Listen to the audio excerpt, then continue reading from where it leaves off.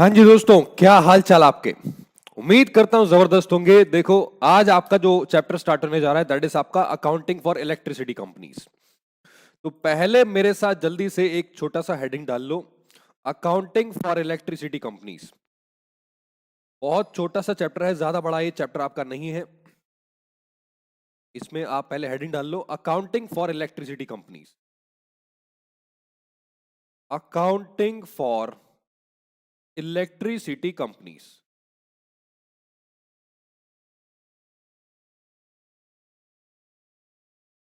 इसके अंदर जो टॉपिक्स आपको कवर करने हैं डियर, मैं आपको बता दूं, हमें पूरा एक्ट नहीं पढ़ना है, हम लॉ नहीं पढ़ रहे हैं, हम अकाउंट्स पढ़ रहे हैं। तो जिन चीजों की, जिन एलिमेंट्स की अकाउंटिंग की रिक्वायरमेंट होती है वो ही हमें यहां पे कवर करना है। ठीक है। हालांकि कुछ बातें ऐसी हैं जो आपको बीच में सीखनी पड़ेंगी लॉ के रिगार्डिंग, जो आपका इलेक्ट्रिसिटी एक्ट में लिखी हैं, राइट।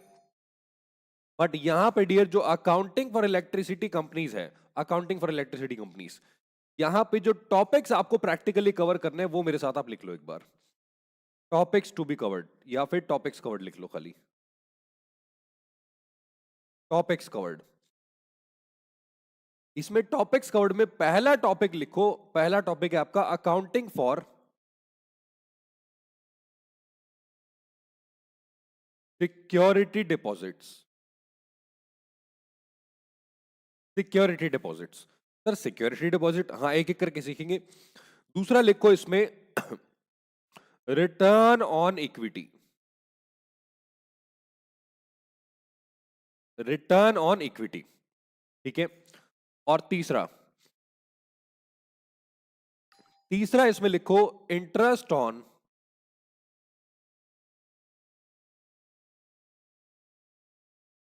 Working capital. तीसरा टॉपिक है प्रैक्टिकल जो आपको कवर करना है वो है आपका इंटरेस्ट ऑन वर्किंग कैपिटल। ये जो आपने रिटर्न ऑन इक्विटी लिखा है ना यहाँ पे, इसके ब्रैकेट में एक चीज और लिख दो, प्रूडेंस चेक, प्रूडेंस चेक। ठीक है। ये क्या होता है ये मैं आपको बाद में बताऊंगा। चौथा प्रैक्टिकल टॉपिक जो आपको इलेक्ट्रिसिटी कंपनीज के अंदर कवर करना है दैट इज आपका operations, operations and management expenses.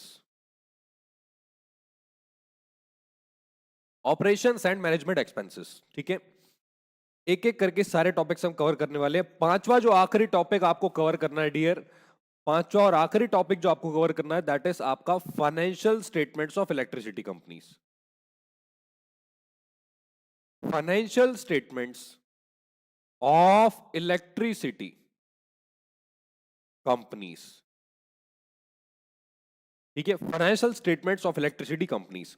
और आखिरी में डियर इसकी थ्योरी भी थोड़ा सा, जो बचा कुछ थ्योरी वाला पार्ट है जो आपके एमसीक्यू में एग्जाम में पूछा जा सकता है, ये हम यहाँ पे आपका कवर करेंगे सारा, यानी कि 100% चैप्टर आपका कवर होने वाला है। तो एक बार जल्दी से वीडियो पॉज करके इन सारे टॉपिक्स को एक बार नोट डाउन कर लो, एक एक करके। और मैं आपको बताऊं, इनके बीच में भी कुछ टॉपिक्स हैं, क्योंकि ये तो वो टॉपिक्स है जिनकी अकाउंटिंग करनी है, लेकिन इनके लिए भी आपको कुछ टॉपिक्स पढ़ने पड़ेंगे, वो बीच बीच में आपके आते रहेंगे, वो मैं आपको थोड़े थोड़े बताता रहूंगा। ठीक है। तो जल्दी से वीडियो पॉज करके इसको नोट डाउन कर लो, फिर हम चलते हैं आगे आपका पहले प्रैक्टिकल टॉपिक पे। बट उससे पहले मुझे आपको थोड़ा सा इंट्रोडक्शन देना है इलेक्ट्रिसिटी कंपनीज का, तो प्लीज नोट इट डाउन जल्दी से वीडियो पॉज करके, जल्दी से वीडियो पॉज करके नोट इट डाउन सारे टॉपिक्स। सर क्या ये टॉपिक्स एग्जाम में आते हैं? यही आते हैं, यही वो टॉपिक्स हैं जो एग्जाम में आते हैं। आप हिस्ट्री उठा के देख लो, यही टॉपिक्स आपके एग्जाम में जो है आते हैं, बस इसके अलावा कुछ नहीं आएगा। ऑल राइट डियर, क्या आपने इसको कर लिया है?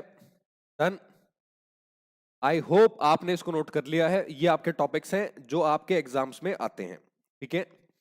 आप आ जाओ मेरे साथ पहले टॉपिक पे, लेकिन पहले टॉपिक से थोड़ा सा इंट्रोडक्शन मैं आपको देना चाहता हूं आपकी इलेक्ट्रिसिटी कंपनीज का। ठीक है, इलेक्ट्रिसिटी कंपनीज का। तो मेरे साथ यहां पे लिखो आपका इंट्रोडक्शन, इंट्रोडक्शन,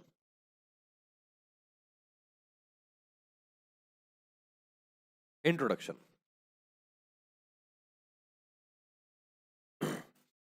देखो, आप जानते हो जिस जगह पे आप रहते हो, इंडिया में, हिंदुस्तान में, भारत में, वहां पे इलेक्ट्रिसिटी का कंजम्पशन बहुत ज्यादा जो पिछले 20 साल में है वो बढ़ गया है।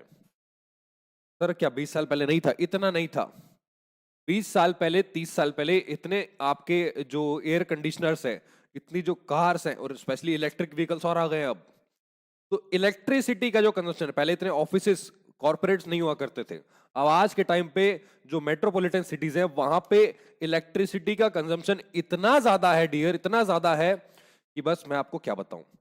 तो इंट्रोडक्शन में मेरे साथ लिखो पहले, जो आपका इंडिया है ना, इंडिया भारत देश, वो पूरी दुनिया का डियर थर्ड लार्जेस्ट प्रोड्यूसर है इलेक्ट्रिसिटी का।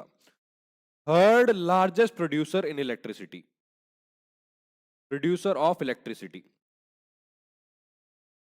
और साथ ही साथ भले ही हम तीसरे नंबर पे इलेक्ट्रिसिटी को प्रोड्यूस करने में, लेकिन कंजम्पशन के मामले में हम दूसरे नंबर पे हैं। तो यहां पे लिखो second largest consumer, second largest consumer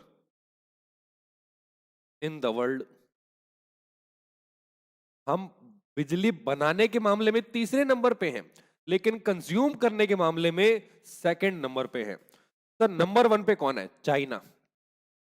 electricity जो सबसे ज्यादा कंज्यूम होती है, नंबर वन पे अभी चाइना है, इंडिया उसके बाद आता है। क्योंकि अभी भी इलेक्ट्रिसिटी जो चाइना में है वो ज्यादा कंज्यूम होती है। हो सकता है आने वाले टाइम पे इंडिया में कंज्यूम होने लगे, बट डियर उसकी पॉसिबिलिटी कम है, क्योंकि चाइना का जो रीजन है वो बहुत बड़ा है, और प्लस वहां पे जो बिल्डिंग्स एंड कॉर्पोरेट्स है वो भी आपकी बहुत ज्यादा है। राइट जी सर। तो इंडिया जो है एक तो सेकंड लार्जेस्ट कंज्यूमर है और प्लस थर्ड लार्जेस्ट प्रोड्यूसर है आपकी इलेक्ट्रिसिटी का। बट सर इससे अकाउंटिंग का क्या लेना देना? मैं बताता हूं डियर। ये जो सेकंड लार्जेस्ट कंज्यूमर है ना आपका, सेकंड लार्जेस्ट कंज्यूमर इंडिया, इसका मतलब है इंडिया में इलेक्ट्रिसिटी की जो डिमांड है वो बहुत ज्यादा है। यानी कि it simply means there is huge demand, huge demand. और इस ह्यूज डिमांड को पूरा करने के लिए, इस ह्यूज डिमांड को पूरा करने के लिए इट इज मेट बाय आपकी पावर जनरेशन कंपनीज।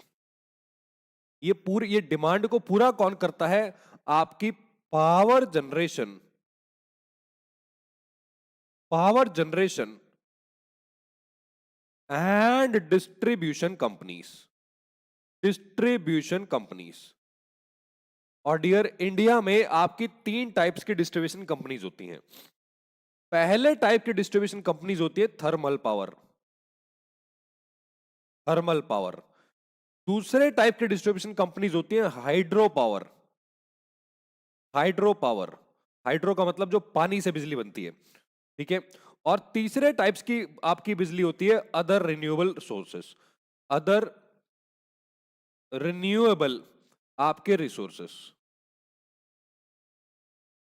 तो ये तीन टाइप्स की कंपनीज इंडिया में भी चल रही हैं। हालांकि ये जो अदर में बहुत सारी कैटेगरी आ जाती हैं, बट इन तीनों को चलाने के लिए डियर आपको एक कमीशन या फिर बोर्ड की जरूरत पड़ती है। वो बोर्ड को बोलते हैं इलेक्ट्रिसिटी बोर्ड या फिर इलेक्ट्रिसिटी कमीशन।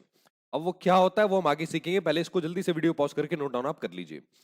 जल्दी से वीडियो पॉज करो, इस कॉन्सेप्ट को एक बार नोट डाउन करो, फिर मैं आपको लेके चलता हूं आपके इलेक्ट्रिसिटी कमीशन पे। वहीं से आपकी अकाउंटिंग जो है स्टार्ट हो जाएगी इस चैप्टर के अंदर, वहीं से इस चैप्टर के अंदर अकाउंटिंग स्टार्ट हो जाएगी। तो please note it down video pause करके।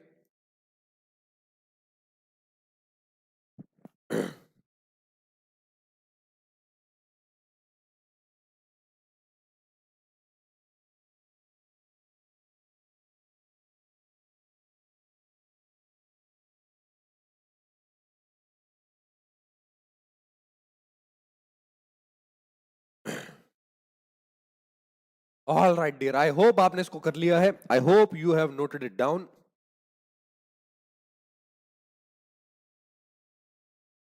हाँ जी डन, आई होप आपने इसको नोट कर लिया है। आप आ जाओ मेरे साथ आगे, आगे आ जाओ। देखो मैंने आपको बताया कि इंडिया में आपकी जो टाइप्स की कंपनीज हैं वो है thermal power, hydro power, other renewable sources. बहुत सारी इलेक्ट्रिसिटी कंपनीज इंडिया के अंदर अलग अलग स्टेट्स में अलग अलग कंपनीज चल रही हैं। तो यहां पे क्या होता है डियर, इन कंपनीज को कंट्रोल करने के लिए, क्योंकि जो इलेक्ट्रिसिटी डिस्ट्रीब्यूशन का काम है और आपके जनरेशन का काम है वो थोड़ा सा कॉम्प्लिकेटेड होता है। तो इस कॉम्प्लिकेटेड काम के ऊपर आपके पास एक रेगुलेटरी बॉडी होनी चाहिए। जैसे जैसे कंपनीज के लिए आपका क्या होता है, आपका मान लो कंपनीज एक्ट 2013 है, लेकिन कंपनीज को चलाने के लिए आपके बोर्ड्स होते हैं।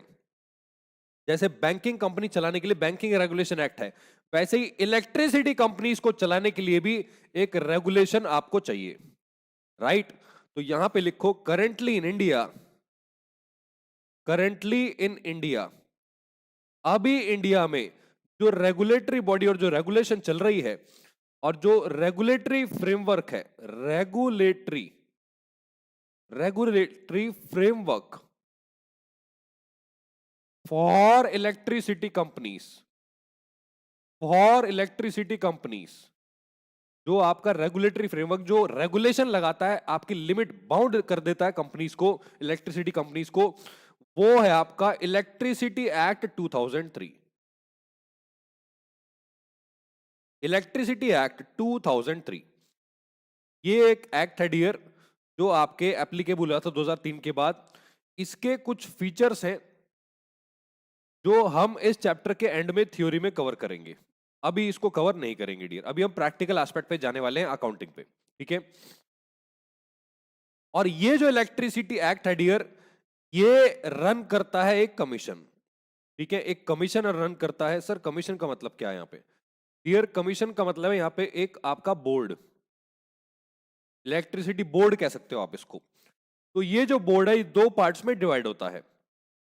पहला होता है आपका central electricity commission, central electricity commission, commission.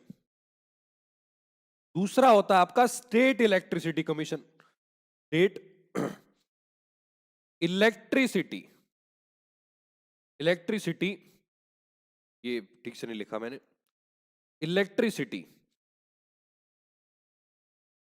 आपका कमीशन।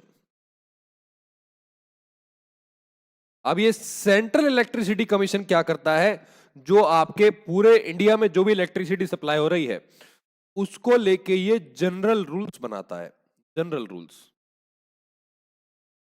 और जो स्टेट इलेक्ट्रिसिटी कमीशन है वो आपके स्टेट्स पे कंट्रोल रखता है, जैसे जैसे वो इलेक्ट्रिसिटी सप्लाई करते हैं, स्टेट कंट्रोल, ठीक है। तो डियर आप जानते हो स्टेट वाइज इलेक्ट्रिसिटी के जो रूल्स हैं वो डिफर कर सकते हैं, रेट अलग हो सकते हैं इलेक्ट्रिसिटी के।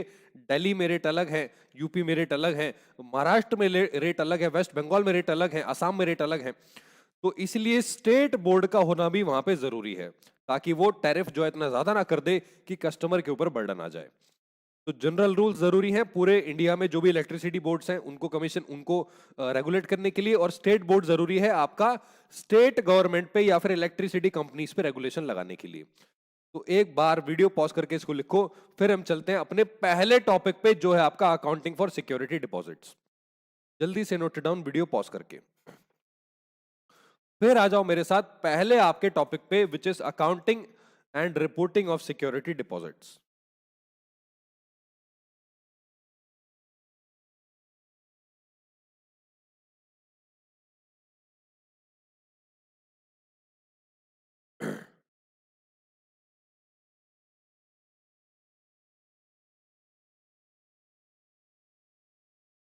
All right dear, I hope आपने इसको नोट कर लिया है, I hope you have noted it down.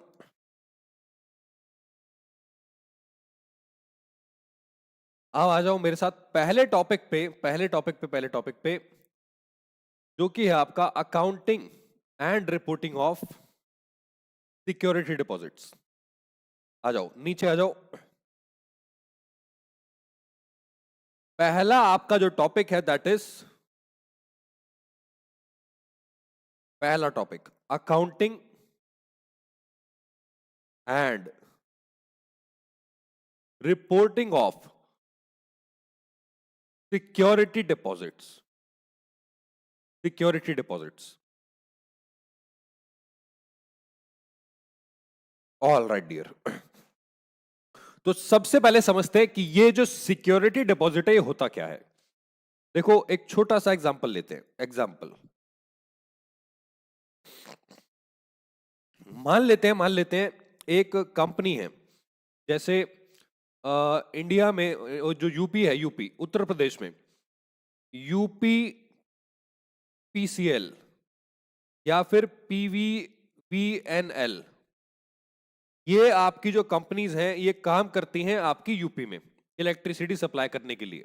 ठीक है, अगर आपको नहीं पता, अगर आपने बिल किसी का पे किया यूपी का, तो आप देखेंगे यूपी पीसीएल या फिर पीवीवीएनएल, आपका उसका जो कंपनी का नाम है वो आ जाएगा। ठीक है, तो यहां पे ये एक इलेक्ट्रिसिटी कंपनी है। कंपनी ये क्या कर रही है, मान लो किसी को एक नया कनेक्शन देती है, न्यू कनेक्शन, नया कनेक्शन देती है एक आपके कस्टमर को। नया कस्टमर जो है क्या करेगा, जैसे जैसे मंथली बेसिस पे बिल आएगा, वो बिल आपके ये यूपीपीसीएल को ट्रांसफर करता रहेगा। यानी कि जो न्यू कनेक्शन है डियर, वो एक पोस्ट पेड कनेक्शन होता है। पोस्ट पेड कनेक्शन, भाई बिल आएगा तभी तो पेमेंट होगी, प्रीपेड बिल थोड़ी है। हाँ, बहुत सारे जो इलेक्ट्रिसिटी कंपनीज हैं वो प्रीपेड भी रखती हैं डियर, प्रीपेड रखती हैं, लेकिन यहां प्रीपेड के केस में तो झंझट ही नहीं है, पहले एडवांस में बिल पहुंच गया है। तो जब एडवांस में बिल पहुंच रहा है तो कोई प्रॉब्लम नहीं है, लेकिन अगर पोस्ट पेड बिल है, बिल आता है और फिर आप पे करते हो, तो उस केस में यहां पे पॉसिबिलिटी रहती है कंपनी को लॉस की, पॉसिबिलिटी ऑफ लॉस। भाई अगर इसने बिल की पेमेंट ना करी तो इस कंपनी को लॉस भी हो सकता है फ्यूचर में, और वो लॉस बहुत बड़ा हो सकता है डियर, क्योंकि इलेक्ट्रिसिटी कंपनीज के लाखों करोड़ों कंज्यूमर होते हैं, राइट। तो इस पॉसिबिलिटी ऑफ लॉस से बचने के लिए यहां पे ये कंपनी क्या करती है, प्रूडेंस प्रिंसिपल फॉलो करती है। इस प्रूडेंस प्रिंसिपल के तहत ये क्या करती है, ये प्रूडेंस प्रिंसिपल कहता है कस्टमर को कि आप हमें एक सिक्योरिटी का अमाउंट डिपॉजिट कर दो। ठीक है, कस्टमर को क्या बोलते हैं कि आप हमें एक सिक्योरिटी का अमाउंट डिपॉजिट कर दो, जिसको हम सिक्योरिटी डिपॉजिट बोलते हैं। ये एक लमसम अमाउंट होता है, लमसम, कनेक्शन के साथ ही ये जाता है। तो लमसम अमाउंट क्या करता है, कस्टमर जो है वो आपके इस कंपनी को ट्रांसफर कर देता है, और इस कंपनी के लिए ये जो सिक्योरिटी डिपॉजिट है, मैं इसको शॉर्ट में लिख देता हूं एसडी। ठीक है, ये जो सिक्योरिटी डिपॉजिट है डियर, ये यूपीपीसीएल के लिए क्या हो जाएगी, एक non current liability. Non current liability, भाई आप किसी से सिक्योरिटी डिपॉजिट लोगे और लॉन्ग टर्म के लिए लोगे, क्योंकि इलेक्ट्रिसिटी जब सप्लाई करोगे तो ऐसा तो है नहीं कि एक महीने बाद बोलेगा नमस्ते अब नहीं चाहिए बिजली। अरे इलेक्ट्रिसिटी जिंदगी भर चाहिए होती है, भले ही एक कस्टमर छोड़ के चला जाए, उस घर में जो भी आएगा, नया कस्टमर आएगा, नया रेंट पे बंदा आएगा, कोई नया मालिक आएगा, उसको वो बिल चुकाना पड़ेगा इलेक्ट्रिसिटी का। तो कनेक्शन तो परमानेंट रहेगा, बट यहां पे जो सिक्योरिटी डिपॉजिट कस्टमर आपका डिपॉजिट करेगा आपके अकाउंटिंग कंपनी को इलेक्ट्रिसिटी के, वो बन जाएगी इसके लिए नॉन करंट लायबिलिटी। और इस सिक्योरिटी डिपॉजिट पे डियर, जो इलेक्ट्रिसिटी कंपनी है, इस पे इंटरेस्ट पे करना पड़ेगा आपके कस्टमर को। Interest is payable, interest is payable to the customer. Sir interest कैसे पे करेंगे, सर फिर सिक्योरिटी डिपॉजिट लिया ही क्यों है? नहीं डियर, एक्चुअली में ये जो इंटरेस्ट पेबल है, ये हैंड टू हैंड पे नहीं होगा। ये जो इंटरेस्ट पेबल है, ये एडजस्ट हो जाएगा, it is adjusted in the customers bill. Customer के बिल में ये जो इंटरेस्ट है, ये एडजस्ट करके उसके बिल में माइनस करके उसको दे दिया जाएगा। ठीक है, तो बस ये एक छोटा सा कॉन्सेप्ट है, एक काम करते हैं, इस कॉन्सेप्ट को समझने के लिए इसकी एंट्रीज पास कर लेते हैं। पहले आप इसको एक बार नोट डाउन कर लो फ्लो चार्ट को, फिर मैं आपको लिखवाता हूं इसकी general entries. Please note it down,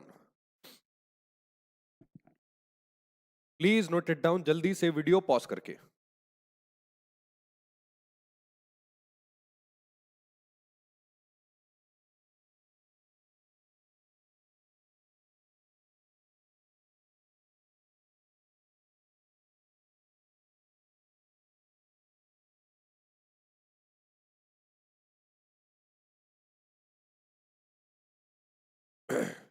हाँ जी, डन।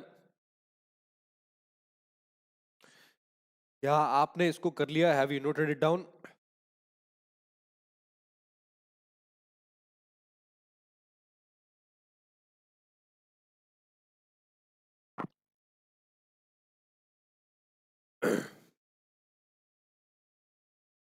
ऑल राइट डियर, आगे चले एंट्रीज पे। डन। आ जाओ मेरे साथ, यहां पे नोट करो आपकी journal entries. Journal entries heading डाल लो, जर्नल एंट्रीज। Journal entries. और ये जो एंट्रीज पास होंगी डियर, ये होंगी in the books of electricity company. ये इलेक्ट्रिसिटी कंपनी की बुक्स में एंट्रीज पास होंगी। पहली entry, on the receipt of security deposit. जब सिक्योरिटी डिपॉजिट इस कंपनी को मिलेगा डियर, तो उस डेट पे आपकी जो एंट्री पास होगी, that entry will be bank account debit. Bank account debit. और मैंने आपको बताया था, जो सिक्योरिटी डिपॉजिट होता है वो कंपनी के लिए एक नॉन करंट लायबिलिटी होता है। तो बैंक अकाउंट डेबिट और to security deposit account, to security deposit account, ये आपकी फर्स्ट एंट्री आएगी। दूसरी एंट्री लिखो। दूसरी एंट्री डियर, जो साल का एंड आएगा, ईयर एंड, वहां पे हम क्या करेंगे, ईयर एंड पे इस पे इंटरेस्ट को अक्रू करेंगे। भाई आपने सिक्योरिटी डिपॉजिट, मान लो 5 लाख रुपए का सिक्योरिटी डिपॉजिट लिया, और आपने फर्स्ट अक्टूबर को 5 लाख रुपए का डिपॉजिट आपने अपने कस्टमर से लिया था। और अगले साल ईयर एंड पे 31 मार्च को आप क्या कर रहे हो, नेक्स्ट ईयर, आप जानते हो अक्टूबर के बाद अगला साल ही आएगा 31 मार्च, ईयर एंड में 31 मार्च को इसमें इंटरेस्ट अक्रू कर रहे हो। तो ये जो एंट्री आएगी डियर, ये आएगी इंटरेस्ट अक्रू होने की entry. Interest accrued on security deposit, ये एंट्री नहीं है, ये आपका हेडिंग है। Interest accrued on security deposit. ये जो इंटरेस्ट है डियर अक्रूड, ये आपके लिए एक एक्सपेंस बन के पैदा होगा। और जो इंटरेस्ट अक्रूड है वो आपके लिए एक लायबिलिटी बन के पैदा होगा। हाँ सर, क्या बोल दिया आपने, बताता हूं। एंट्री लिखो, इंटरेस्ट एक्सपेंस अकाउंट डेबिट। एक एक्सपेंस पैदा हो गया लायबिलिटी से। अब 5 लाख रुपए का मान लो आपको जो रेट ऑफ इंटरेस्ट दिया हुआ है वो आपका 10% है, 10%। तो इंटरेस्ट एक्सपेंस यहां पे आप कैसे निकालोगे, 5 लाख रुपए का इंटू 10/100, इंटू 10/100, इंटू में 6/12। क्योंकि 1 अक्टूबर को आपने सिक्योरिटी डिपॉजिट रिसीव किया था, और 31 मार्च साल के एंड में 6 महीने का इंटरेस्ट अक्रू हो जाता है। तो 6 महीने का इंटरेस्ट निकलेगा, 5 लाख का 10% 50,000, उसका आधा 25,000। और टू, यहां पे एक और लायबिलिटी पैदा हो जाएगी, to interest accrued account, to interest accrued on security deposit account, interest accrued on security deposit account. ये इंटरेस्ट अक्रूड जो है, ये एक नई लायबिलिटी बन के पैदा हो जाएगा। सर लेकिन हम इसको सिक्योरिटी डिपॉजिट में ही तो क्रेडिट कर सकते थे।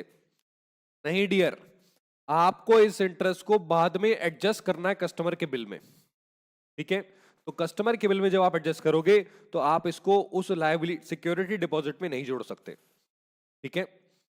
अब आ जाओ डेट ऑफ एडजस्टमेंट। यहां पे डेट ऑफ एडजस्टमेंट पे तीसरी एंट्री। सर ये डेट ऑफ एडजस्टमेंट क्या है? ये date of adjustment dear, question बताता है, मेंशन हो जाता है क्वेश्चन के अंदर कि इस डेट पे बिल में एडजस्टमेंट हो रही है। होता क्या है कि जैसे ये आपका साल है, ठीक है, 1 अक्टूबर को आपको डिपॉजिट मिला, और 31 मार्च तक आपका इंटरेस्ट जो है वो अक्रू हो गया। ये कितना, 25,000। वो कह रहा है कि जो अगले 6 महीने हैं, अगले 6 महीने के बिल में, यानी कि 30 जून नेक्स्ट ईयर को ये कस्टमर के बिल में एडजस्ट हो जाएगा। तो ये जो एंट्री आएगी 30 जून को आएगी। ये क्वेश्चन बताएगा, इसकी में कोई भी सोचने वाली बात नहीं है, ठीक है। तो कस्टमर के बिल में हम क्या करेंगे, इसको एडजस्ट कर देंगे। अब पूरा एडजस्ट करेंगे जो भी आपका पूरे साल का इंटरेस्ट था पिछले साल का। तो यहां पे जो एंट्री आएगी वो ध्यान से सुनना, ये बच्चे यहां पे कंफ्यूज होते हैं। ऊपर जो लायबिलिटी बना के आपने उसको क्रेडिट किया, इस लायबिलिटी को अब यहां पे मैं डेबिट कर दूंगा। सिंपल है। तो यहां पे इंटरेस्ट अक्रूड ऑन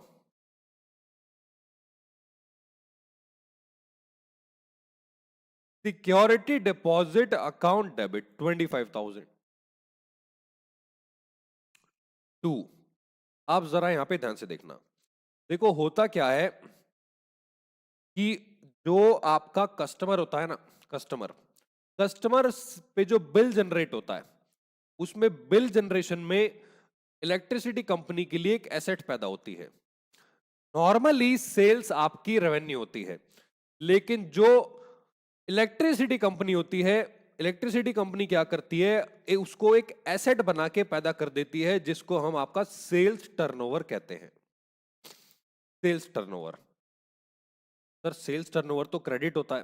नहीं डियर, ये इलेक्ट्रिसिटी कंपनी के लिए एक एसेट होता है, क्योंकि जब तक बिल की पेमेंट नहीं मिल जाती तब तक इसको सेल्स टर्नओवर के नाम से दिखाया जाता है, राइट। तो यहां पे हम क्या करेंगे, टू सेल्स टर्नओवर यहां पे क्रेडिट कर देंगे, to sales turnover account, to sales turnover account 25,000। तो आपने क्या किया, जो इलेक्ट्रिसिटी कंपनी का सिक्योरिटी डिपॉजिट था उसका इंटरेस्ट आपने एडजस्ट कर दिया कस्टमर के बिल में टू सेल्स टर्नओवर अकाउंट से, और नरेशन में आप लिख दोगे interest accrued adjusted in the customers bill. अभी वीडियो पॉज करके इसको एक बार नोट डाउन कर लो, फिर मैं आपको लेके चलता हूं एक क्वेश्चन पे, प्रैक्टिकल पे, इसको और अच्छे से समझते हैं। Please note it down, video pause करके फिर एक प्रैक्टिकल क्वेश्चन पे चलते हैं, इसको और अच्छे से, इसकी बेटर अंडरस्टैंडिंग के लिए।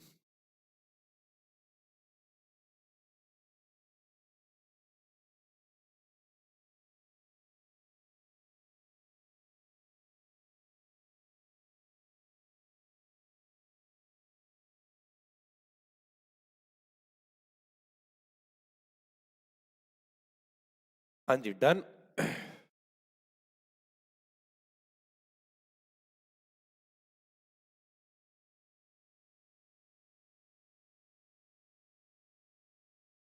क्या आपने इसको कर लिया है? Have you noted it down?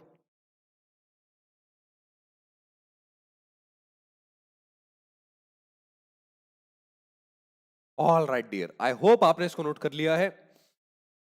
आप आ जाओ मेरे साथ आपके एक प्रैक्टिकल क्वेश्चन पे, प्रैक्टिकल क्वेश्चन निकाल लेते हैं।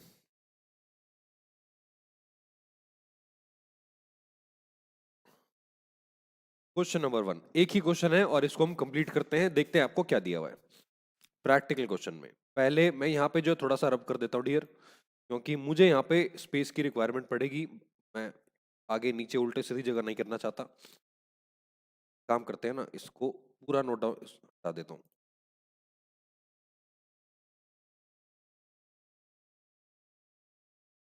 लो जी, डन।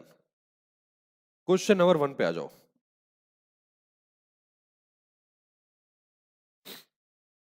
क्वेश्चन नंबर 1 में देखते हैं आपको क्या दिया है। Consider the following information provided bye ABC power supply company limited. आपको क्वेश्चन में दिया है, एक कंपनी है ABC power supply company limited. तो इसमें क्या दिया है, security deposit receipt from a customer on 1 October 2025 for ₹2 lakh. आपको सिक्योरिटी डिपॉजिट मिला 2 लाख रुपए का, एंट्री आप जानते हो। Interest rate applicable was ₹8% for 2025-26। जो इंटरेस्ट रेट एप्लीकेबल था वो 25-26 के लिए आपका 8% था, 8%। And 9% for 26-27।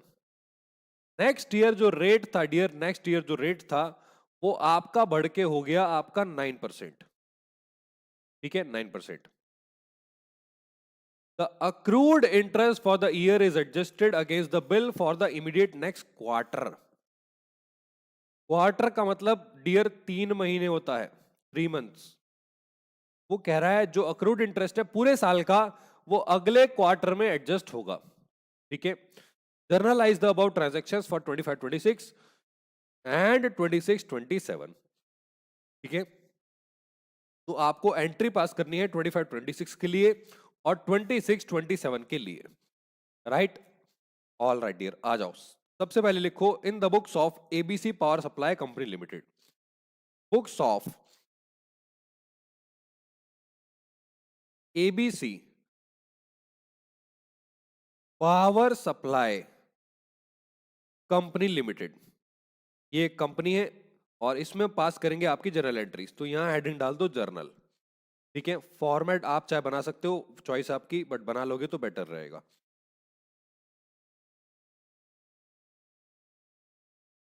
All right dear, तो ये आपका फॉर्मेट आ गया यहाँ पे, डेट, पर्टिकुलर्स, एलएफ, डेबिट और आपका क्रेडिट। पहली एंट्री, आपको सिक्योरिटी डिपॉजिट कब रिसीव हुआ dear? Sir security deposit receive हुआ है हमें 1 अक्टूबर 25 को। तो 1 अक्टूबर 25 को एंट्री पास करो 2 लाख रुपए का। यहां पे आएगा dear 1 October 2025 entry, bank account debit 2 lakh rupees और टू सिक्योरिटी डिपॉजिट अकाउंट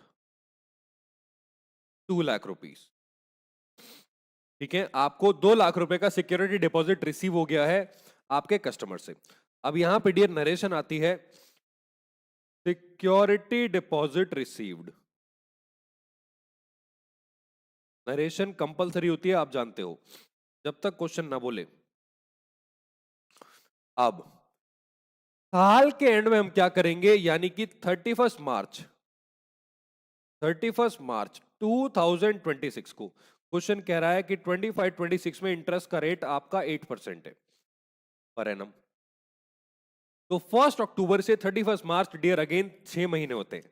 तो यहां पे इंटरेस्ट की एंट्री आएगी, interest expense account debit, interest expense account debit, interest expense account debit और to interest accrued on security deposit account, interest accrued on security deposit account.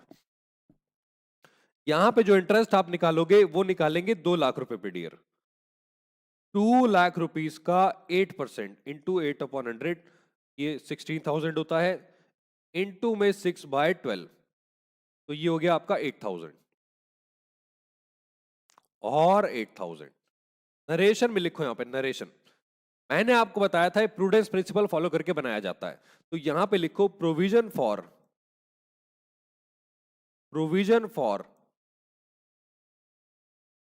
Interest on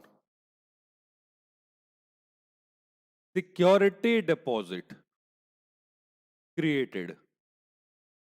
narration में आएगा provision for interest on security deposit create. आप ये भी लिख सकते हो interest accrued on security deposit for the year ended 31 मार्च इतना इतना, एट द रेट इतना इतना, आप ये भी लिख सकते हो। बट जो आपका करेक्ट वाला है वो है आपका provision for interest on security deposit credit, क्योंकि ये प्रूडेंस प्रिंसिपल फॉलो करके बनाया गया है। राइट, ये थी आपकी साल के एंड में entry.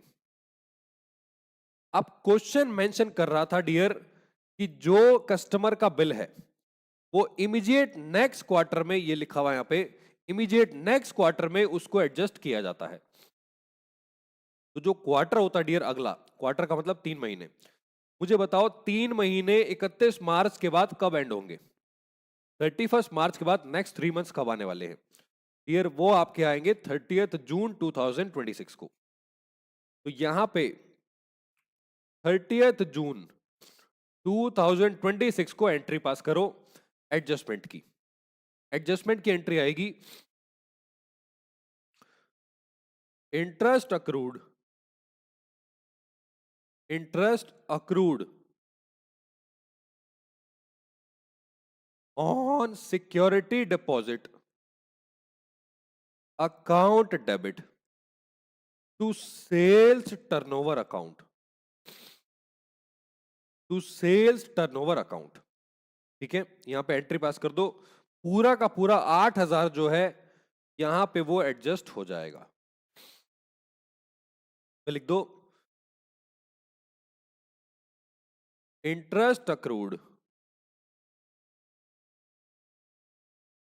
Adjusted in customers bill. तो ये आपने 31 मार्च 26 के सॉरी 25-26 की एंट्रीज पास कर दी हैं। अब अगले साल की भी एंट्रीज यहां पे आएंगी डियर। पहले इसको वीडियो पॉज करके जल्दी से नोट कर लो।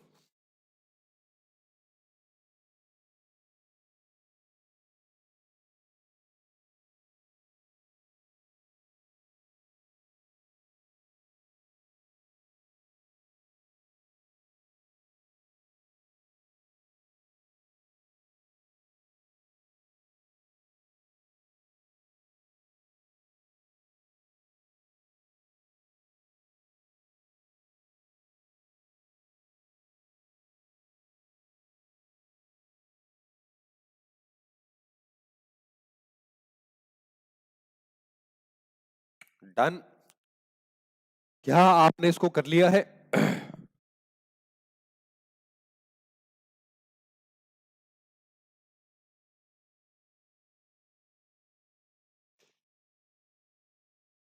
All right dear, I hope आपने इसको नोट कर लिया है। अब हम चलते हैं आगे आपकी अगले साल की एंट्रीज पे। अब डियर अगले साल आपको सिक्योरिटी डिपॉजिट दोबारा तो मिलेगी नहीं, तो डायरेक्टली साल के एंड में आपको इंटरेस्ट अक्रू करने की एंट्री पास करनी है। जो आपने यहां पे 31 मार्च को की थी, ठीक है, वही एंट्री आपको अगले साल 31 मार्च को पास कर देनी है। बट यहां पे इंटरेस्ट का रेट आपको अलग दिया हुआ है और इस बार पूरे साल का इंटरेस्ट लगेगा। भाई पिछली बार तो 1 अक्टूबर को आपने वो सिक्योरिटी डिपॉजिट रिसीव किया था, तो 31 मार्च तक 6 महीने बैठते हैं। लेकिन अब 31 मार्च से 31 मार्च 27 पूरे साल का इंटरेस्ट यहां पे आपको अक्रू करना पड़ेगा। तो यहाँ पे डियर ये वाह क्या बात है, इतनी सारी चीजें लिखी हैं, हटा देता हूँ उसको मैं। हाँ जी, तो यहाँ पे आप इसको एक्सटेंड कर लो फॉर्मेट को।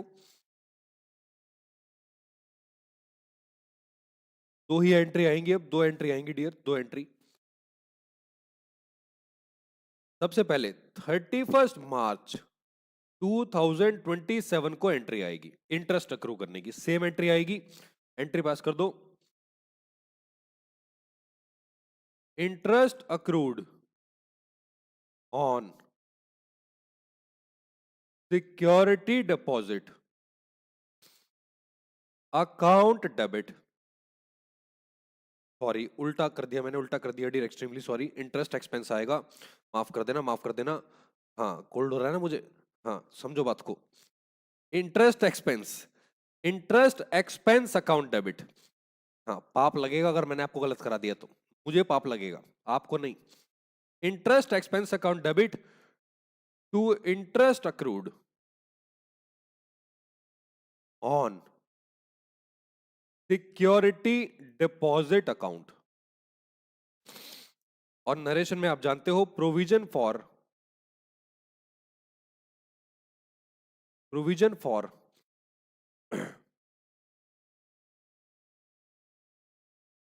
इंटरेस्ट ऑन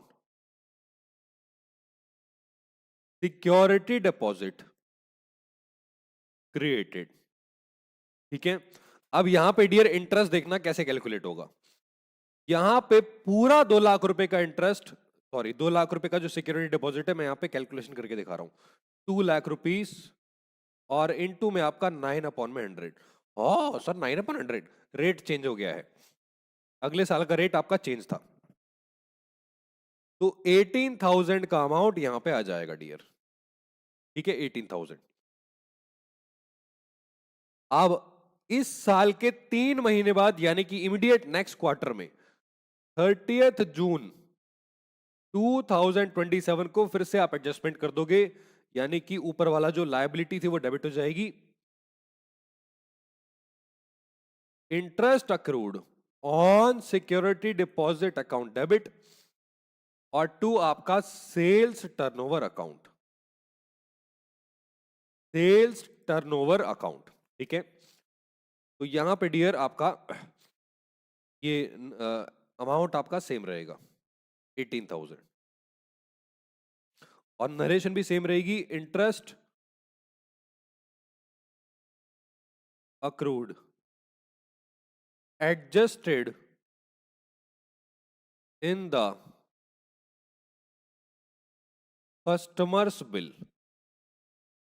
लो जी, ये था आपका पहला प्रैक्टिकल टॉपिक। ठीक है, इसको आप वीडियो पॉज करके जल्दी से एक बार नोट डाउन कर लो।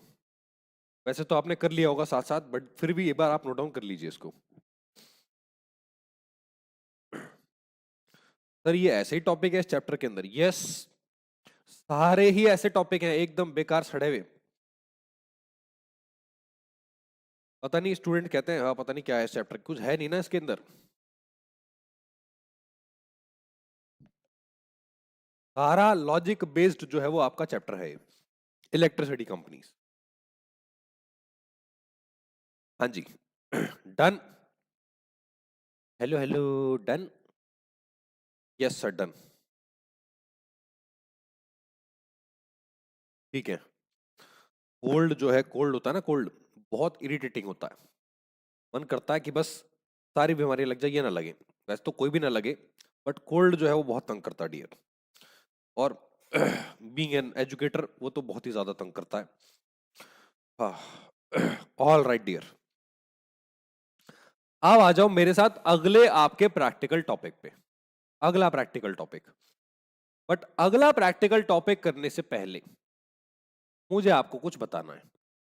ठीक सर, वो क्या बताना है? नोट्स के ऊपर आ जाओ डियर, नोट्स के ऊपर आ जाओ, नोट्स के ऊपर आ जाओ। देखो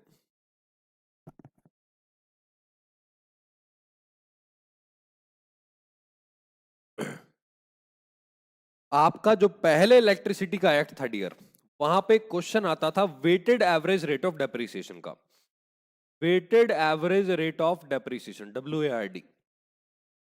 तो एग्जाम के अंदर क्या होता है, अभी भी आपका एक MCQ में क्वेश्चन आता है, इसका आपका weighted average rate of depreciation calculate करने का।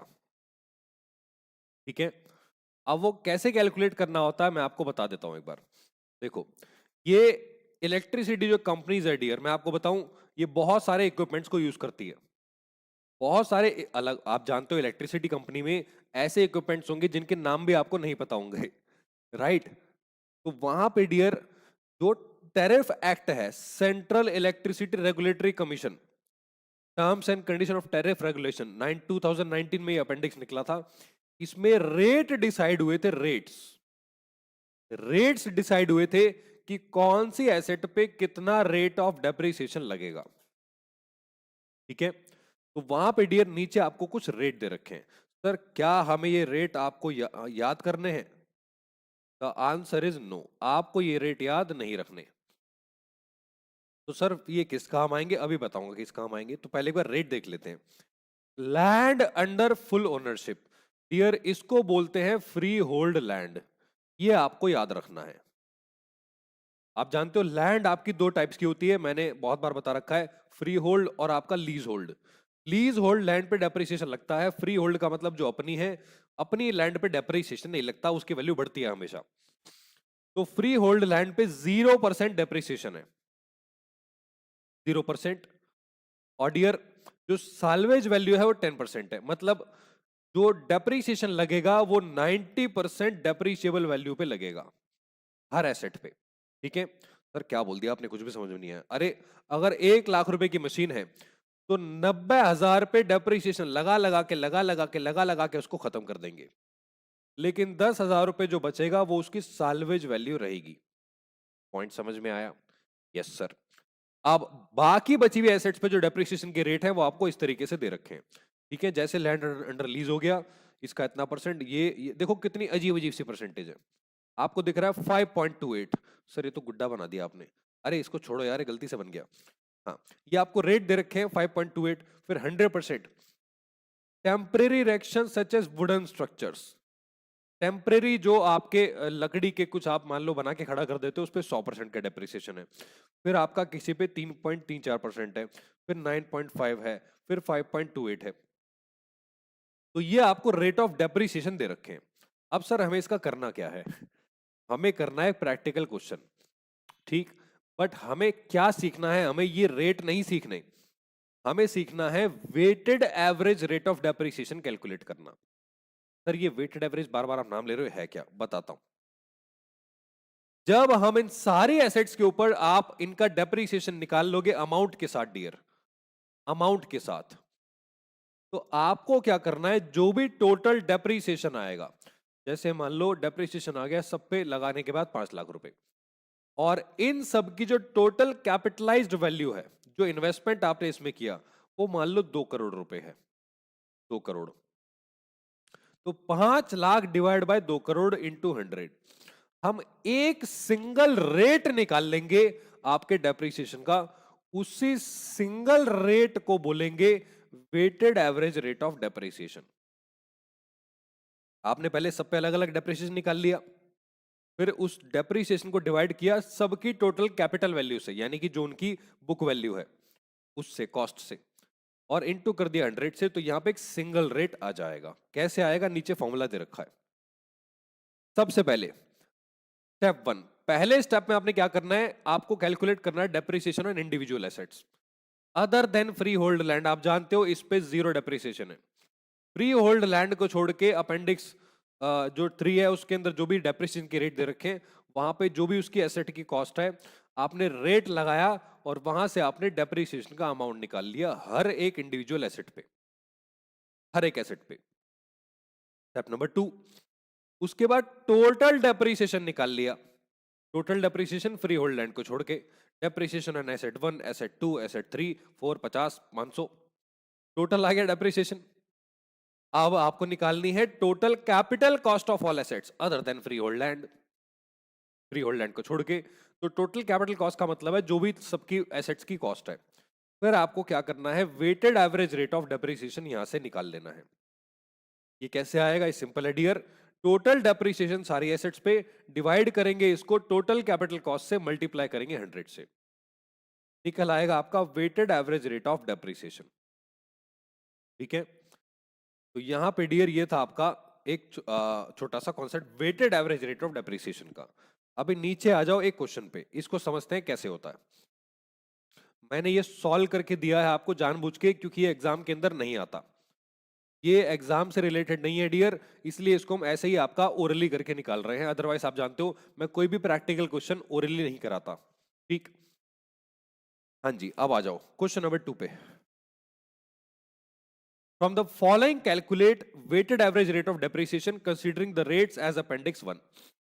ठीक है, तो नीचे आपको कुछ एसेट्स दे रखी हैं, लैंड अंडर फुल ओनरशिप। आप मुझे बताओ ये जो पहली एसेट है इस पे कितना डेप्रिसिएशन लगेगा? सर हमें क्या पता, लल्लू लाल पता है आपको, 0 डेप्रिसिएशन। ये फुल ओनरशिप का मतलब फ्री होल्ड लैंड है।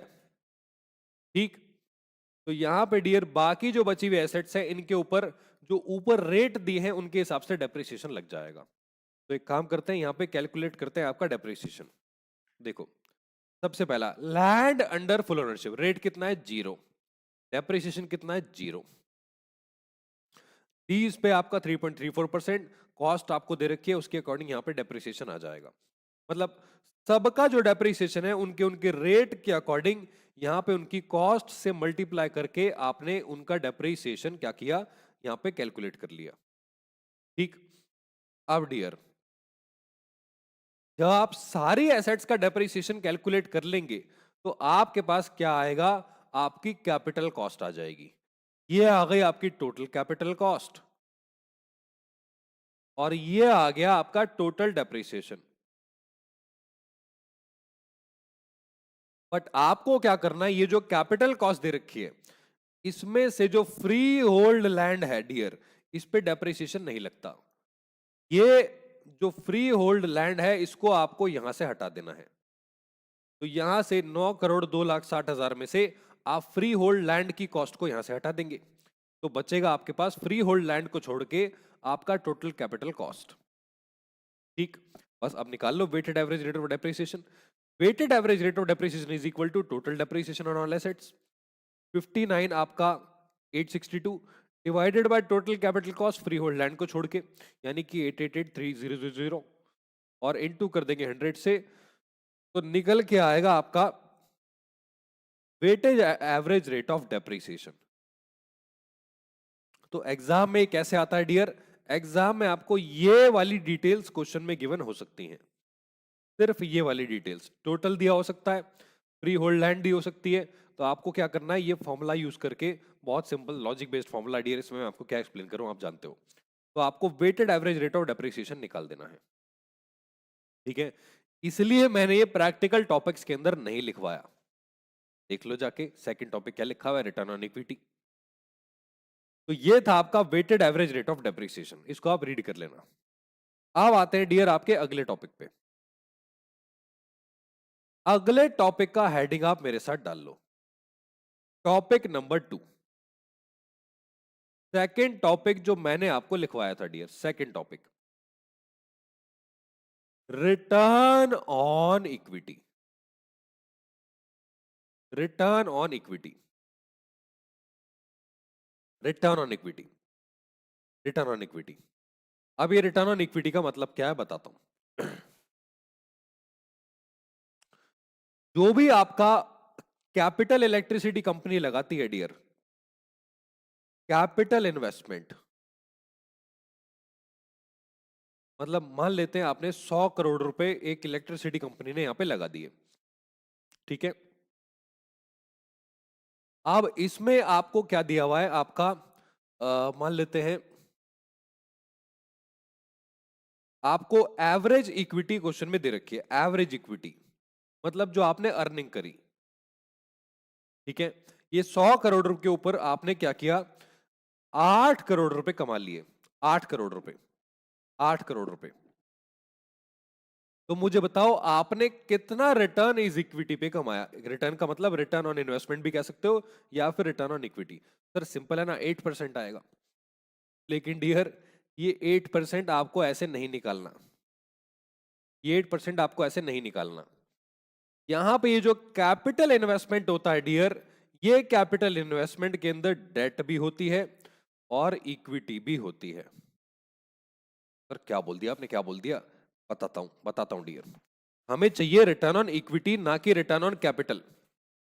तो यहां पे रिटर्न ऑन इक्विटी पढ़ने के लिए आपको एक और टॉपिक पढ़ना पड़ेगा जिसका नाम है आपका debt equity ratio. Debt equity ratio, ठीक है। ये क्या होता है, आ जाओ मेरे साथ। वैसे तो हम ये बचपन से पढ़ते आ रहे हैं, बट फिर भी दोबारा इसको एक बार रिवाइज कर लेते हैं। डेट इक्विटी रेशियो को आ जाओ, डेट इक्विटी रेशियो पे। नॉर्मली डियर जो कंपनीज होती हैं, कंपनीज, जो कंपनीज बाहर से आउटसाइडर से पैसा इन्वेस्ट करवाती हैं, जो भी फंड्स होते हैं वो दो पार्ट्स में डिवाइड होते हैं। एक तो वो डेट होती है, दूसरा आपका इक्विटी होता है। डेट का मतलब होता है आपने बैंक से लोन ले रखे हैं या फिर डिवेंचर इशू कर रखे हैं। इक्विटी का मतलब होती है शेयर कैपिटल, शेयर होल्डर्स ने जो पैसा लगा रखा है, इन्वेस्टमेंट। नॉर्मली कंपनीज का जो डेट इक्विटी रेशियो होता है वो आपका 2:1 होता है नॉर्मली। यानी कि अगर डेट ट्वाइस है आपकी इक्विटी से, तो ये एक आइडियल रेशियो माना जाता है। लेकिन इलेक्ट्रिसिटी कंपनीज में ये जो रेशियो है काम नहीं करता। इलेक्ट्रिसिटी कंपनीज में डियर जो आइडियल रेशियो माना जाता है वो 7:3 है, यानी कि 70:30। तो एक बार पढ़ते हैं डेट इक्विटी रेशियो के अंदर क्या दिया है। The capital cost of generating station और the transmission system as the case may be as determined by the commission after prudence check. मैंने आपको बताया था कि डेट इक्विटी रेशियो में आपको एक प्रूडेंस चेक करना पड़ेगा। तो कहां बताया था, देखो जाके टॉपिक्स में लिखा हुआ है। टॉपिक्स में मैंने ब्रैकेट में लिखवाया था प्रूडेंस चेक। इलेक्ट्रिसिटी कंपनी को एक प्रूडेंस चेक करना पड़ता है। In accordance with these regulations shall form the basis for determination of tariff of existing on new projects. मतलब आपको जो भी नए प्रोजेक्ट्स में पैसा लगाओगे और आपके एग्जिस्टिंग प्रोजेक्ट है उसमें आपको प्रूडेंस चेक करना पड़ेगा। क्या करना पड़ेगा? For new projects dear, for new projects debt equity ratio of 70:30 as on the date of commercial operation shall be considered। जब कोई भी कमर्शियल ऑपरेशन स्टार्ट होगा नए प्रोजेक्ट के लिए तो उसका जो रेशियो माना जाएगा एज पर द टैरिफ, ये फिक्स्ड है बिल्कुल, वो 70:30 माना जाएगा। ठीक है, यानी कि if the equity actually deployed is more than 30% of the capital cost, अगर आपकी जो इक्विटी है, जैसे मान लो 100 करोड़ की कैपिटल में आपने 31 करोड़ इक्विटी लगा रखी है और 69 करोड़ की आपने डेट लगा दी, तो equity in excess of 30% shall be treated as normative loan. तो वो कह रहा है जो 1 करोड़ रुपए का एक्स्ट्रा आपकी इक्विटी है उसको हम क्या मान लेंगे? Normative loan. नॉर्मेटिव का मतलब होता है अज्यूम्ड, एक्चुअल नहीं, उसको हम अज्यूम्ड लोन मान लेंगे। ठीक, where equity actually deployed is less than 30%, actual equity shall be considered for determination of tariff। तो यहां पे डियर वैसे तो 30% ही लेंगे, लेकिन अगर इक्विटी 30 से कम है, मान लो 29 है, तो उस केस में 29 ही कैलकुलेशन के लिए लिया जाएगा। राइट, तो यहां पे मेरे साथ आप लिखो, पहले लिखो यहां पे लिखो आपका यहां पे लिखो debt equity ratio. Debt equity ratio, इसको दो पार्ट्स में डिवाइड करो। अगर जो इक्विटी है वो आपकी लेस देन 30 है, लेस देन 30, तो आपको एक्चुअल इक्विटी यूज करनी है कैलकुलेशन के लिए। जैसे कि एग्जांपल के तौर पे 29, 27। ठीक है, लेकिन अगर आपको दिया हुआ है जो इक्विटी है वो ग्रेटर देन 30 है, तो आपको जो इक्विटी यूज करनी है वो 30 यूज करनी है। आई होप आपको पॉइंट ये वाला समझ में आ गया होगा। यानी कि जो डेट इक्विटी रेशियो है वो आपका कम तो हो सकता है लेकिन ज्यादा नहीं हो सकता, मतलब सॉरी, ज्यादा हो सकता है कम नहीं हो सकता, क्योंकि डेट इक्विटी रेशियो में डेट पहले आती है। जैसे आपका 7:3 है, चलेगा। 7.5:2.5 चलेगा। लेकिन अगर वो 6.9:3.1 है, नहीं चलेगा। उस केस में आपको 30 यहां पे लेना पड़ेगा। ठीक, तो डेट इक्विटी रेशियो 7:3 होना चाहिए या फिर ज्यादा होना चाहिए, इससे कम नहीं चलेगा। इसको एक बार नोट करेंगे, फिर हम चलते हैं आपके प्रैक्टिकल पे, रिटर्न ऑन इक्विटी पे। Please note it down. इतने मैं पीता हूं आपका चरणामृत।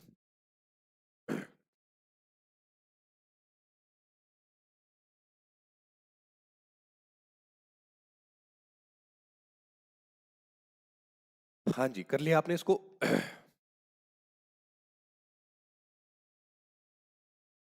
या आपने इसको नोट कर लिया है? डन, हटा दो उसको।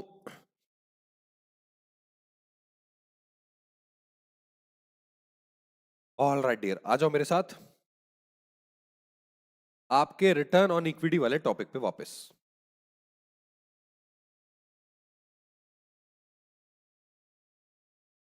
तो यहां पे रिटर्न ऑन इक्विटी के लिए आपने सीखा कि इक्विटी आपकी कितनी होनी चाहिए? आपकी मिनिमम 30%, मतलब मैक्सिमम 30% होनी चाहिए। ठीक है, हाँ, अब आ जाओ रिटर्न ऑन इक्विटी पे। अब आ जाओ रिटर्न ऑन इक्विटी पे।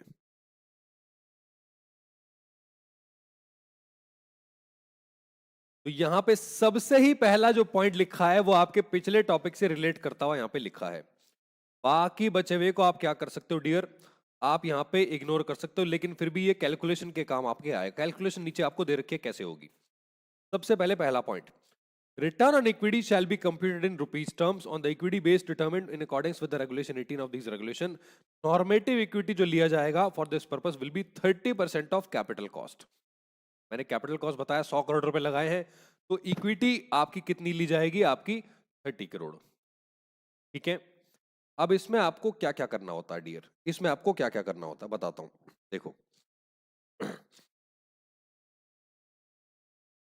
यहां पे जो भी आपका एडिशनल कैपिटलाइजेशन होगा, एडिशनल कैपिटलाइजेशन उसको हम कर देंगे ऐड, और अगर कोई भी डिक्रीज आता है डियर, डिक्रीज, तो उसको कर देंगे लेस। सर ये क्या बोल दिया आपने? यही है बस, और कुछ नहीं है।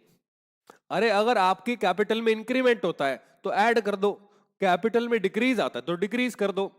और आपको क्या करना है डियर, जो रिटर्न ऑन इक्विटी निकालना है वो एवरेज इक्विटी के बेस पे निकालना है। तो यहां पे मेरे साथ एक फॉर्मूला लिखो, पहले तुम फॉर्मूला लिखो।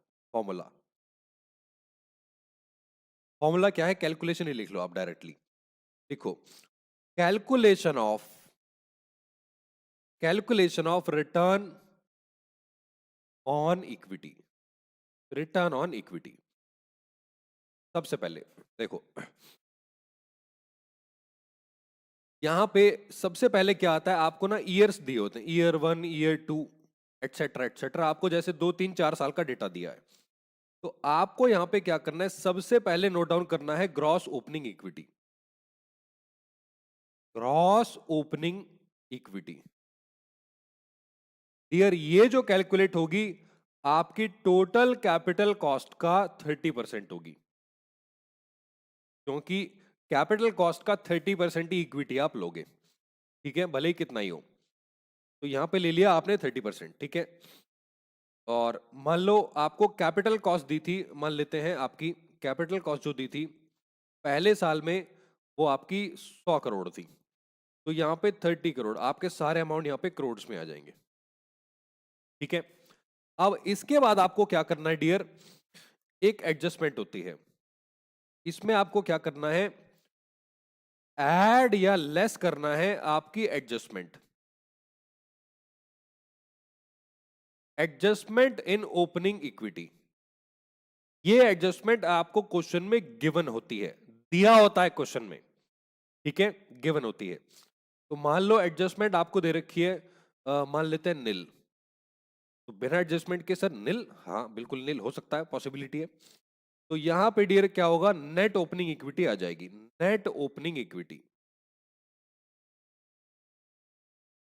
ठीक है, नेट ओपनिंग इक्विटी, फिर से ये कितना आ गया, 30 करोड़। अब यहां पे आपको दिया होता है इंक्रीज और डिक्रीज, तो इसमें ऐड कर देंगे इंक्रीज इन ओपनिंग इक्विटी। मान लो आपका 5 करोड़ जो है, 5 करोड़ इंक्रीमेंट हो गया इक्विटी के अंदर, और लेस कर देंगे डिक्रीज इन आपका closing equity, sorry opening equity. अब डियर डिक्रीज आपका क्या होता है कि बहुत सारे रीजन से हो सकता है, बट वो भी आपको क्वेश्चन में गिवन होता है। मान लो डिक्रीज में आपका निल दिया हुआ है, निल। ठीक है, तो यहां पे आपके पास जो आएगा वो निकल के आएगा आपका नेट क्लोजिंग इक्विटी, नेट आपका क्लोजिंग इक्विटी। देखो ये जो फॉर्मेट है इसको रटने की जरूरत नहीं है, अभी हम क्वेश्चन करेंगे आपको पूरा क्लियर हो जाएगा। ठीक है, तो यहां पे लिखो नेट क्लोजिंग इक्विटी, मान लो ये आ गया आपका 35। अब डियर ये जो 35 है ये बनेगा अगले साल का ओपनिंग इक्विटी, और इसमें फिर से वही सेम एडजस्टमेंट्स आएंगी, और यहां जो निकल के आएगा वो अगले साल का ओपनिंग इक्विटी बन जाएगा। ठीक है, इसलिए मैंने यहां पे कुछ नहीं लिखा था ईयर 2 में। तो नेट क्लोजिंग आ गया, अब आपको निकालना है average equity. Average equity, average कैसे आएगा, opening plus closing divide by 2। तो 30 प्लस 35 डिवाइड बाय 2 आपका 32.5 करोड़। अब मान लेते हैं आपको रिटर्न ऑन इक्विटी का जो रेट दिया हुआ है, rate of return, rate of return वो आपको दिया हुआ है 10%। ठीक है, 10%। तो यहां पे आपका निकल आएगा आपकी total return on equity, total return on equity, इसका 10% निकाल लो, 3.25 करोड़। बस यहीं पे आपका आंसर आ जाएगा। यही स्टेटमेंट आपको बनाना है रिटर्न ऑन इक्विटी के क्वेश्चन करने के अंदर। तो बस वीडियो पॉज करके इसको इसको आप एक बार नोट डाउन कर लो, फिर हम चलते हैं आपके क्वेश्चन पे। प्लीज नोट इट डाउन जल्दी से।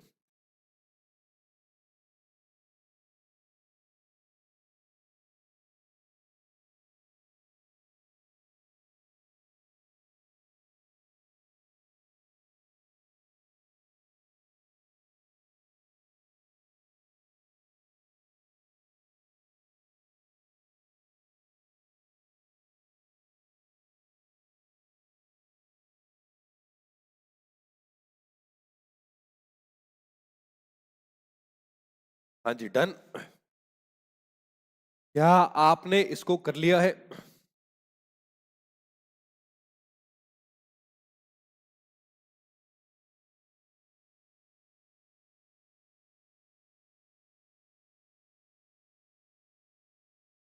All right dear, I hope आपने इसको नोट कर लिया है। अब हम चलते हैं आगे वापस आपके क्वेश्चन पे। ठीक है, आ जाओ मेरे साथ आपके क्वेश्चन पे। तो देखो, नीचे आ जाओ। आपकी calculation of return on equity at normal rate is done as follows. आपको कैलकुलेशन करके दिखा रखी है इक्विटी की कैसे होती है। देखो, सबसे पहले रिटर्न ऑन इक्विटी निकालने के लिए सबसे पहले आपको गिवन होगा ग्रॉस ओपनिंग इक्विटी। ये मैंने आपको बता दिया है, ठीक है। ग्रॉस ओपनिंग इक्विटी के बाद इसमें एडजस्टमेंट होगी, less adjustment in opening equity, ठीक है, और एडजस्टमेंट ड्यूरिंग द ईयर। ये दोनों आपको गिवन होते हैं, ये दोनों आपको डियर गिवन होते हैं, एडजस्टमेंट ड्यूरिंग द ईयर और आपकी जो लेस करने वाला ओपनिंग इक्विटी के अंदर एडजस्टमेंट है वो, ठीक है। निकल के आती है नेट ओपनिंग इक्विटी। अब इसमें ऐड करेंगे increase in equity due to addition. भाई अगर आपने इक्विटी में इंक्रीमेंट किया है, एडिशन किया है, आपने बढ़ाई है इक्विटी, तो वो ऐड कर देंगे। लेस करेंगे ड्यू टू डी कैपिटलाइजेशन, मतलब इक्विटी से पैसा निकाल लिया आपने, ठीक है। और लेस करेंगे due to reversal during the year. ये भी रिवर्सल भी आपको क्वेश्चन में गिवन होता है, मतलब इंक्रीज डिक्रीज किसी भी टाइप की किसी भी वजह से हुआ, वो आपका एडजस्ट कर देंगे आपकी इक्विटी के अंदर। और add increase due to discharges during the year.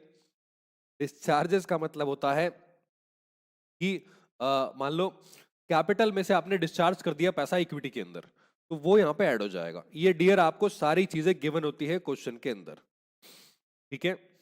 अब आ रहा है आपका आगे, निकल के आएगा नेट क्लोजिंग इक्विटी। जैसे ही क्लोजिंग आता है आप जानते हो एवरेज निकालेंगे, average equity opening plus closing divide by 2, और रेट ऑफ रिटर्न आपको दिया होता है total return on equity multiply करके यहां पे आ जाएगा। तो यहां पे आपको एक छोटा सा क्वेश्चन दिया है, क्वेश्चन नंबर 3। क्वेश्चन नंबर 3 में देखते हैं आपको क्या दिया है डियर। क्वेश्चन नंबर 3 में देखते हैं आपको क्या दिया है। Consider the following information provided by XYZ power supply company limited in lakhs. पहला, gross opening equity ₹3000 as on 1 April 2025। Okay. Adjustment in opening equity nil, adjustment during the year nil. बताओ क्या दिया हुआ है। Increase in equity due to addition over 5 years 500, हर साल 500 रुपए बढ़ रहा है। अच्छा। Decrease due to reversal and decapitalisation over 5 years nil. Increase due to discharges nil. Return on equity 18%। Calculate return on equity आपका फॉर 5 ईयर्स। आ जाओ मेरे साथ, बनाओ स्टेटमेंट। डियर, अगर आपको क्वेश्चन में सारी चीजें गिवन है तो लिखनी सारी पड़ेंगी, भले ही वो आपको नील दिया हो। लिखनी सारी पड़ेंगी भले ही वो आपको नील दिया हो, ठीक है। तो यहां पे लिखो मेरे साथ, आपका स्टेटमेंट बनाओ। Basically statement, statement showing, question number कौन सा है, 3 है। Statement showing return on equity, statement showing return on equity. सबसे पहला यहां पे लिख दो आपका ईयर्स। तो ईयर आपका 1, ईयर 2, ईयर 3, ईयर 4 और ईयर 5, ठीक है। ये आपने यहां पे कॉलम्स बना दिए हर एक साल के,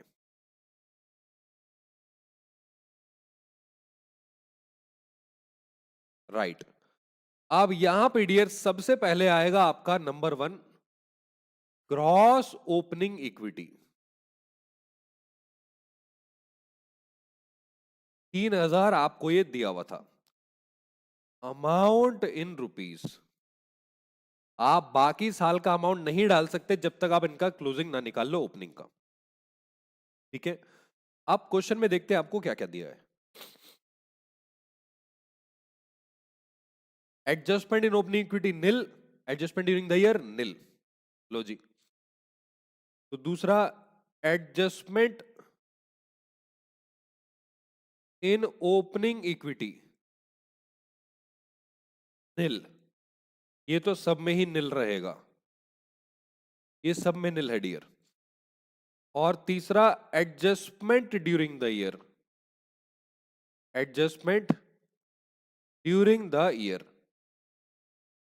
ये भी निल है, बट लिखना पड़ेगा आपको निल, nil nil nil nil nil निल। और यहां पे निकल के आएगी आपकी आपकी नेट ओपनिंग इक्विटी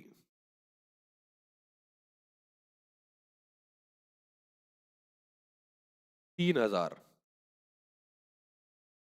अब इसके बाद देखते हैं इंक्रीमेंट और आपका डिक्रीज कितना दिया हुआ है।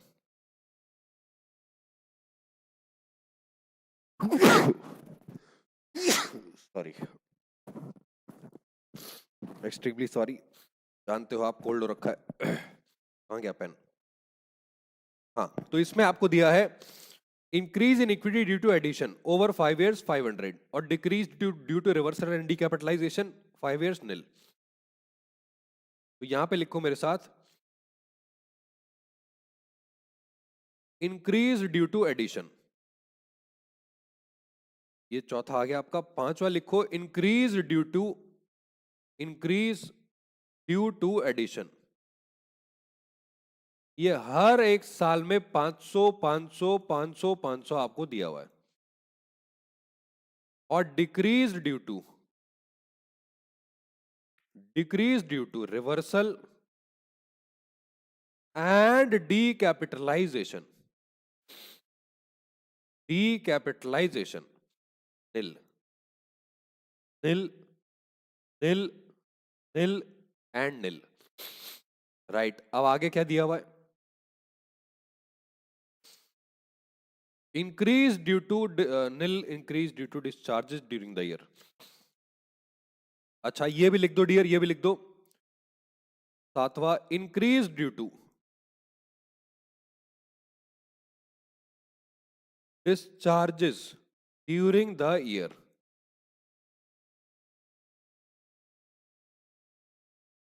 ये भी आपको निल दिया हुआ है। निल निल निल निल और आपका निल। अब आगे क्या दिया हुआ है? कुछ है और बचा हुआ? Rate of return on equity 18%। बस आ जाओ डियर, हो गया डन। ये देखो, यहां पे निकल के आएगा आपका closing equity, net closing equity. लो जी, नेट क्लोजिंग इक्विटी यहां पे क्या करेंगे, जो ऐड वाला आइटम था ऐड कर देंगे, लेस वाले लेस कर देंगे। तो ये निकल के आ रहा है आपका 3500। और ये जो क्लोजिंग इक्विटी है डियर, ये अगले साल का ओपनिंग बन जाएगा। 3500, यहां भी 3500 और प्लस 500 4000, ये 4000 अगले साल का ओपनिंग बन जाएगा। यहां आएगा 4000 और फिर 4500, ये 4500 अगले साल का ओपनिंग, 4500 5000, ये 5000 अगले साल का ओपनिंग, 5000 5500। अब आगे आपको दिया हुआ है rate of return on equity 18%, 18%, 18%, 18% और 18%। लो जी, यहां पे आप मल्टीप्लाई करके परसेंटेज निकाल दो। कितना मुश्किल क्वेश्चन था, मेरे तो हाथ पांव फूल गए इसको करने में। बताओ 3500 का कहां गया 18% इंटू 18%, 630, 720, 4500 का 18%, 810, 18 पंजे 90, 900, 5500 इंटू 18%, 990, और ये आ गया आपका टोटल रिटर्न ऑन इक्विटी। बताओ क्या था इसमें? जल्दी से इसको वीडियो पॉज करके नोट कर लो, फिर हम चलते हैं नेक्स्ट क्वेश्चन पे। नेक्स्ट क्वेश्चन डियर आपका वैसे तो होमवर्क रहेगा, बट मैं आपको एक बार बता देता हूं उसमें क्या करना है। प्लीज नोट इट डाउन जल्दी से, फिर क्लास आपकी ओवर होने वाली है।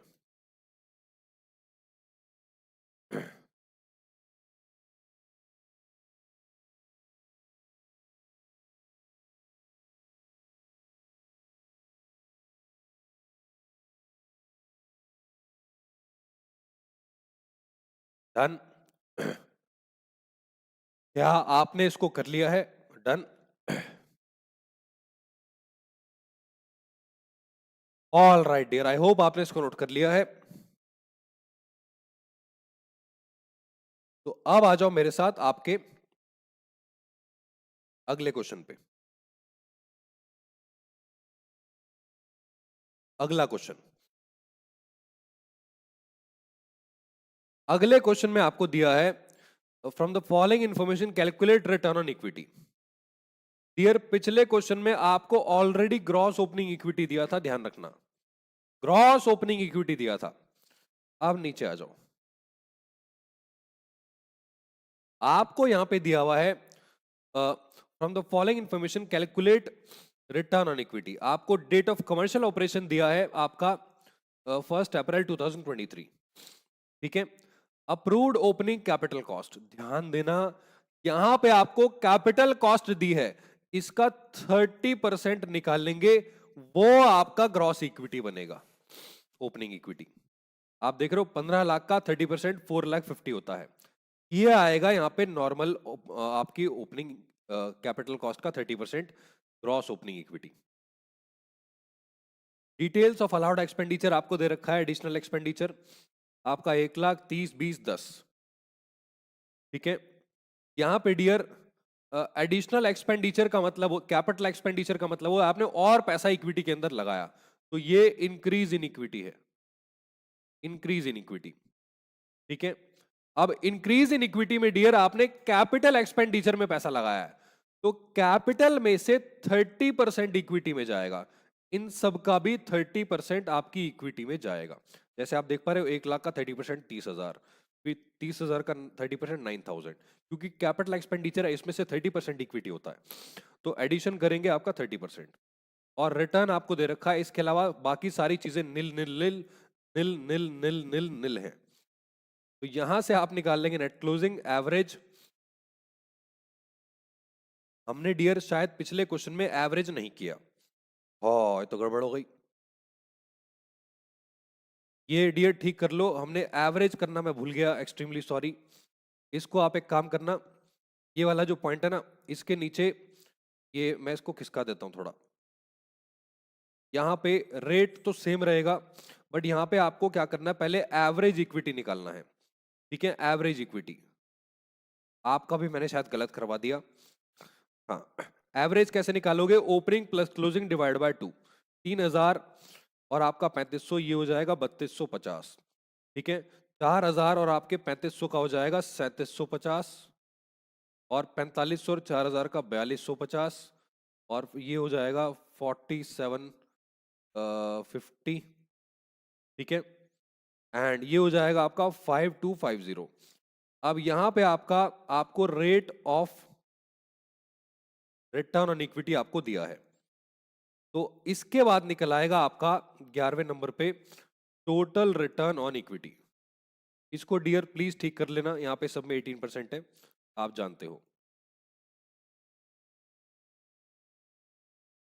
इसको एक बार प्लीज ठीक कर लेना, एक्सट्रीमली सॉरी मैंने यहाँ पे एवरेज नहीं निकाला, जबकि मैं आपको पहले बता चुका था कि आपको एवरेज निकालना है। ये रहा देखो, एवरेज मैंने बताया था, एवरेज निकालना है, उसके ऊपर रिटर्न आएगा। हाँ, गोल्ड का धमाका मेरे दिमाग पे पड़ गया है, ठीक है डियर। तो ये आप इसको करेक्ट कर लेना, और अगला क्वेश्चन जो है वो आपका होमवर्क है, सॉल्यूशन मैंने ऑलरेडी दे रखा है, तो आप यहाँ से आप इसको रेफर कर सकते हैं, ठीक है। यहाँ पे मैं आज के सेशन को ओवर करूंगा और मिलूंगा आपसे अगले सेशन में डियर बाकी टॉपिक्स को लेके। तब तक के लिए take care and bye bye.